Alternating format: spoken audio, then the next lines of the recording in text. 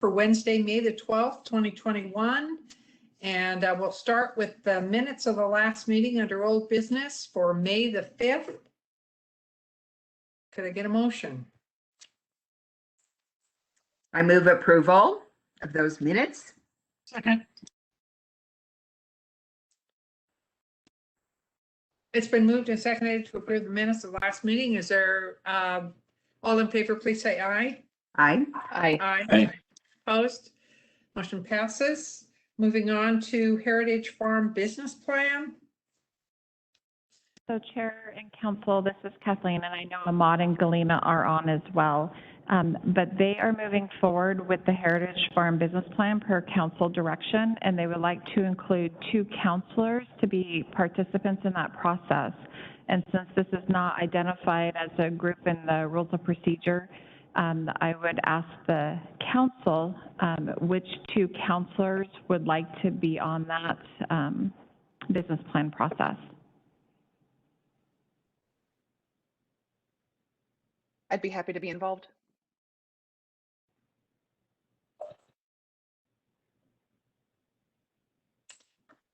I can serve. Go ahead, Councilor Matt. Well, if you were about to volunteer, that would be great, but I was going to recommend Karen Bowerman since she has such a strong and exemplary business background. I would agree. And if she is willing and able and has the time to do it, I think it would be. I would be happy excellent to. choice. Okay, thank you, Karen. Okay. We'll have those 2 then. Thank you. Is anything going to be presented on it, or is just what it was just to get those 2 counselors? That is all. Galina Okay. and Ahmad will be in touch regarding future meetings and the business plan process. Okay, Thank you. thank you very much. New business, YMCA Battleground meeting. Who's going to handle that one? This is Kathleen again. So it's my understanding that the City Battleground Council, and we're ready for the conversation and the meeting regarding the proposed pool. We did hear from the City of Battleground that their council cannot meet prior to 6 p.m. during the day. And so I just want to throw out a couple options. One is that we could request next Tuesday evening at 6. You do have an evening hearing. It is somewhat of a light agenda to see if that would work for them. If not, their council meetings are the 1st and 3rd Mondays at 7 p.m. And so maybe they would be open to doing a Monday at 6 as well. So is anybody opposed to any of those 2 dates? We cannot do Wednesday night due to the Charter Review Commission meetings. And I would assume you don't want to do a Friday night meeting at 6. But I'm certainly open to hearing your suggestions.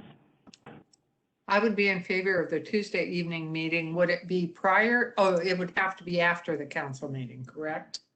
That's You what could it do would be. it like the first half hour. You know, maybe do 6 to 6:30 with the City of Battleground if it works for them, and then we could continue into our regular meeting. How does that sound to you other counselors? It's fine with me, Madam Chair. Fine by me as well. Yeah, that's fine. Okay, And let's if- do it. And if that Just- time does not work, would a Monday night at 6 p.m. as an alternative, does that work for the council? I think it could work for me, but I would prefer that we do it to the next, if the agenda is not too heavy, for our next Tuesday evening meeting, which would be in a month from now, unless this is just really pressing. I know that this has been something that's been under consideration for the last couple years or more. But so maybe 1 month wouldn't be so tragic. But I would take your comments. So can I just give a few more details that impact Yes, on please. that? And this really only goes not to the lengthy process that Battleground's been and I think it's been more than 10 years. But it goes to YMCA and what they're viewing as a timeline. They are under a tremendous amount of time pressure right now. So I really just advocate that we meet as soon as feasible and not put it off a month. I would not oppose a Monday night alternative to get the meeting done if everyone else is available. I mean, these meetings are so hard to schedule between the respective counselors, but there is a time pressure here.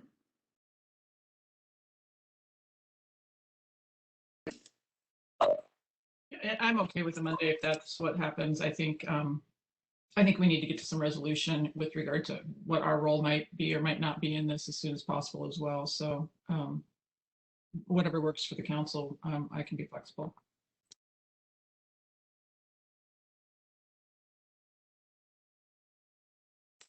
I need a couple of other counselors to comment, please. Does Monday night work if the Tuesday night doesn't work? Yes.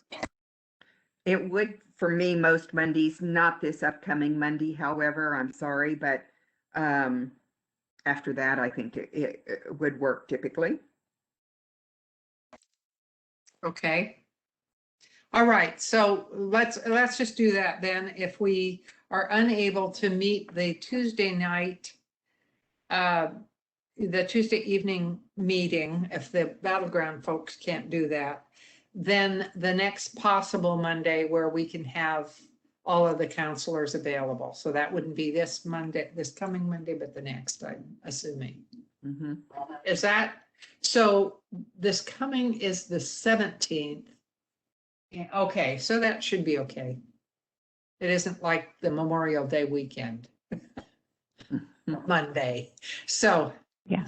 okay, all right. Thank you. Is that help? Okay. Okay, then ERA2 funding. I think we have Vanessa and team. Is that correct? Yes, good morning. Am I I'm going to correct? ask Michael Torres to go over the staff report that we're going to ask you to approve today. Thank you. Good morning, Chair, Council, County Manager. Thank you for having us. The staff report basically has all the information we have available at this time. And that is that the Federal Treasury Department is making additional funds available for emergency rental assistance. It is funded through the American Rescue Plan Act of 2021. The Clark County allocation is $11,647,258.90. I should say the expected Clark County allocation. That's what the Treasury Department has communicated to us. Those funds must be used by September 30th, 2025. And on last Friday afternoon, the Treasury Department notified us via Mark Gassaway's office and also with the emails to Clark County Community Services, because we are already involved in the current emergency rental assistance, that the portal for local governments to apply to those funds was opening, and that if we wanted to be sure that we would receive all the funds that were allocated and in a timely manner, that an application needed, and it's a very basic application, needed to be submitted by close of business on Monday, the Monday that just passed.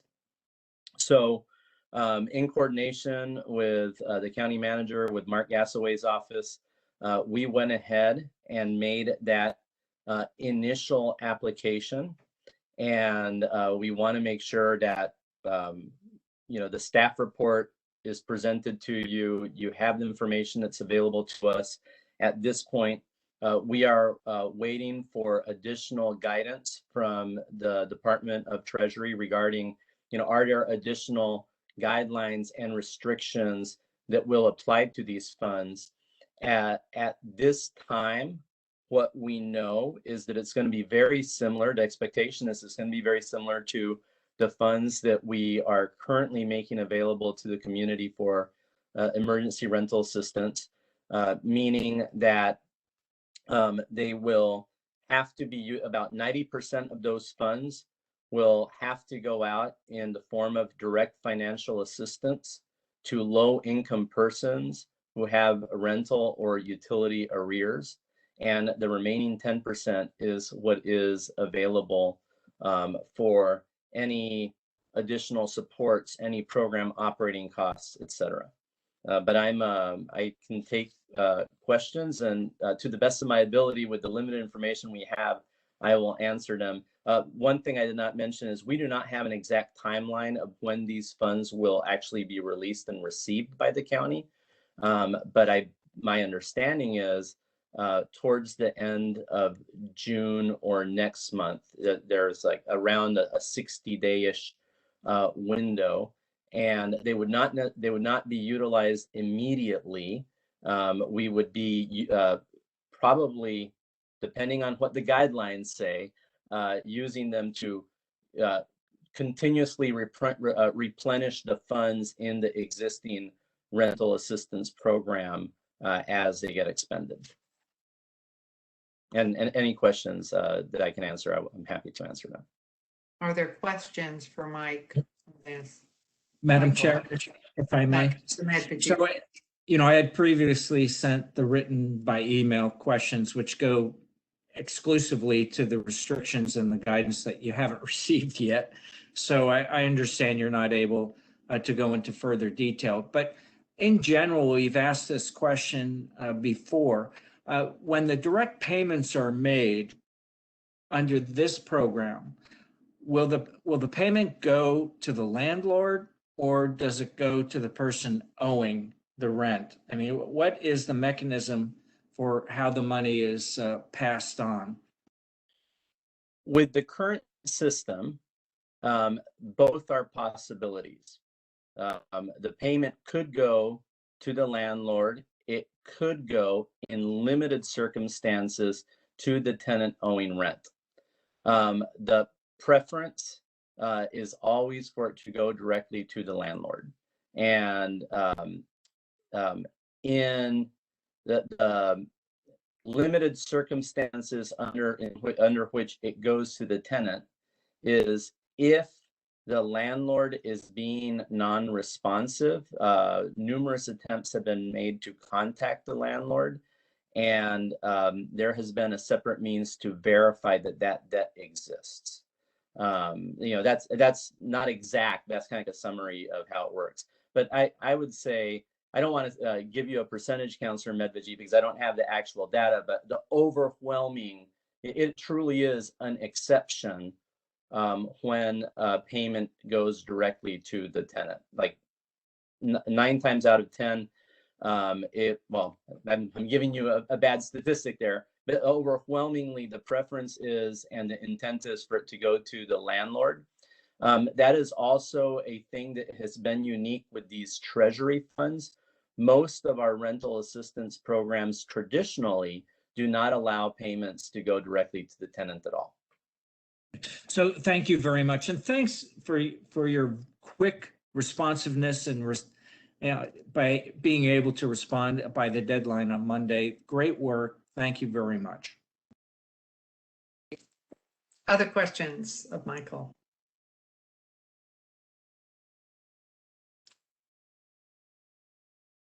Okay, I don't hear or see any. Is this an action item? Do we have to act on this? Is it yet in the form of a? Yes, please. If you could do a motion, that would be great. Okay. All right. I'll make a motion to approve. Second. It's been moved and seconded twice to approve this staff report and the funds that will come with it. Any further discussion? All in favor, please say aye. Aye. Aye. Opposed? The motion passes. Thank you very much. I echo Councilor Medvedji's comment on being able to quickly move on this. It seems like it was pretty close deadline So we appreciate your working to get this done. Thank you. Thank you, council, and a county manager was like instrumental in helping us get that done. So thank you, county manager. Thank you. Thank you. Mhm. Okay, councilor reports.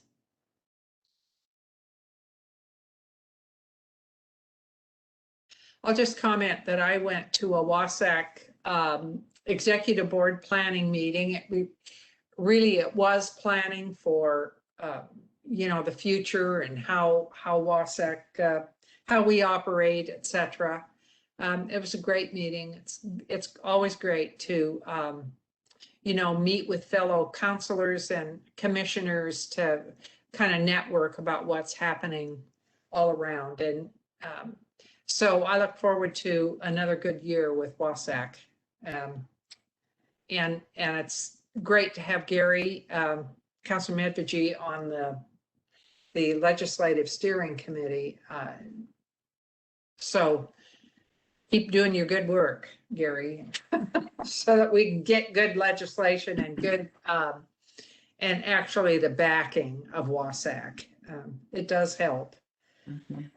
Madam Chair, can I ask Yes. a question just based on that topic? I know we got an email within the last week or two about indigent defense, and I think the lawsuit coming from WASAC. Was that anything that you all discussed at all during your time? I was just curious if there was any additional. In executive session, we did discuss it. There was action taken that we will be pursuing Moving that. forward. Okay. All right. Thank you.